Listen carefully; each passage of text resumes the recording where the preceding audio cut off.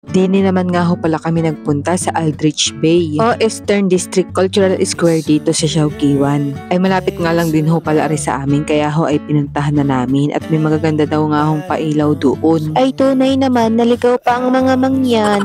Sa gusto nga ho palang pumunta ay dini ho sa Exit D ang daan. Pagkatapos nga ho ay dediretso kayo dito sa Exit D1. Yun nga ho pala ay apuntahan na namin nung nakaraan. Kaso nga lang ho ay medyo late na rin kaya ho ay kami ay hindi na tumuloy. Mga lightning shimmerings nga lang pala ang nandini. Kaya nga ho kapag maparini ho kayo ay sa gabi ho kayo pumunta. Ano ho? Gawa naman ho talaga na ilaw lang ho ang inasadya ng mga tao dini. Ay kung mapilit ka naman at gusto mo sa umaga, ay siya, sige na. Mga 6 na nga ho pala kami ng hapon nakaparini at wala pa rin hong bukas na ilaw. Kaya nga ho ay umupo muna kami doon sa tabi. Pagkaupo nga ho pala namin dini ay ari si Tiang at Tagabalat na ng mangga.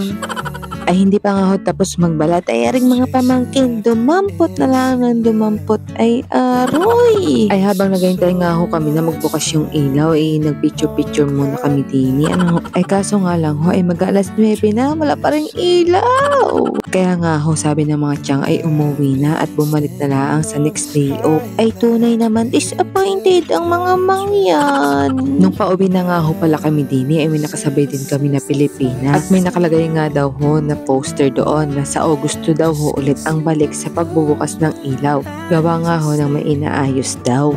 Ay siya sa Augusto na lang ano ho. Bye!